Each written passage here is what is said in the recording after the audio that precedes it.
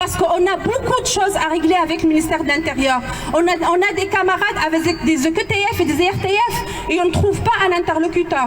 On a beaucoup de camarades ils demandent des CERFA, on a dépiqué des grèves.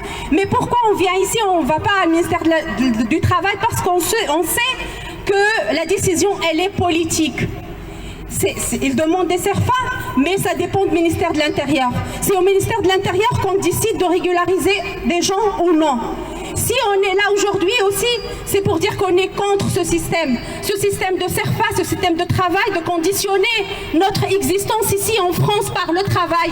Régularisation sans prix, régularisation sans privilège, régularisation pour tous les sans-papiers. Si on est ici aujourd'hui aussi, c'est pour exiger que vous arrêtez vos violences sur les frontières. Arrêtez les violences à Calais, arrêtez les violences aux migrants, arrêtez les expulsions chaque soir à Calais. Il y a des morts chaque semaine à Calais.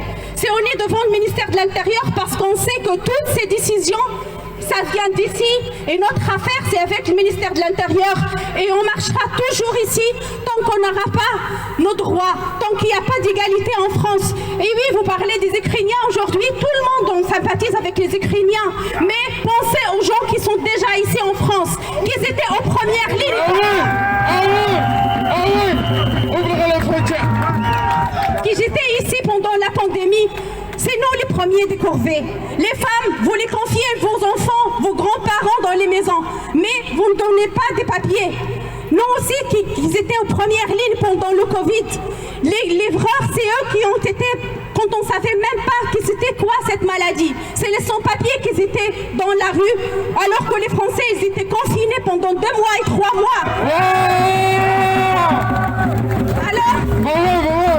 Alors, du respect à ces gens-là, du respect à presque 1 million de sans-papiers qui sont en France, du respect à l'humain, régularisation pour tous les sans-papiers, sans exception.